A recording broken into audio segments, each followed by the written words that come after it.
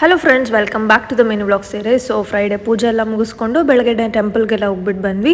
So ನಾಳೆ anniversary ಇದ್ದಿದ್ದರಿಂದ ಸ್ವಲ್ಪ ಸ್ವೀಟ್ಸ್ ಎಲ್ಲ ತೊಗೊಂಬರ್ಬೇಕಿತ್ತು. ಸೊ ನಾನು ದಿತ್ಯ ಮತ್ತು ಮೇಘನ ಹೋಗ್ಬಿಟ್ಟು ಎಲ್ಲನೂ ತೊಗೊಂಡು ಬಂದ್ವಿ.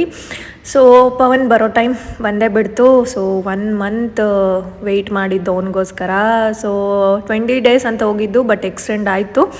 ಸೊ ಅವ್ನು ಬಂದಿದ್ದು ಸ್ಯಾಟರ್ಡೇ ಈವ್ನಿಂಗ್ ಆಯಿತು. ಸೊ ನಾವೇನೂ ಪ್ಲ್ಯಾನ್ ಮಾಡಿರಲಿಲ್ಲ ಈ ಸತಿ ಆ್ಯನಿವರ್ಸರಿಗೆ. ಜಸ್ಟ್ ಬಂದು ಅವ್ನು ಬಂದರೆ ಸಾಕಾಗಿತ್ತು ನನಗೆ. ಸೊ ಜಸ್ಟ್ ಟೆಂಪಲ್ಗೆ ಹೋಗ್ಬಿಟ್ಟು ಬಂದ್ವಿ. ನೆಕ್ಸ್ಟ್ ಡೇ ಸಂಡೇ ಇತ್ತು. ಸಂಡೇ ಆದ್ರೂ ಬೇರೆ ಕಡೆ ಪ್ಲ್ಯಾನ್ ಮಾಡಿದ್ವಿ, ಬಟ್ ಇವಾಗ ಎಲ್ಲ ಕಡೆ ಮಳೆ ಇದ್ದಿದ್ದರಿಂದ ಎಲ್ಲೂ ಹೋಗೋದು ಬೇಡ ಅಂದ್ಕೊಂಡ್ವಿ. ಲೇಟ್ ಆಗಿತ್ತು ಎದ್ದಿದ್ದು. ಸೊ ಇಲ್ಲೇ ಎಲ್ಲಾದರೂ ಹೋಗೋಣ ಅಂತ ಬನ್ನರ್ಘಟ್ಟ ಝೂಗೆ ಹೋಗಿದ್ವಿ ಅಷ್ಟೇ. ನಾನು ಅನಿಮಲ್ಸ್ನ ನೋಡೇ ಇರಲಿಲ್ಲ ಲೈವ್ ಆಗಿ. ಪವನ್ ಬೇಜಾನ್ ಸತಿ ಹೋಗಿದ್ದಂತೆ.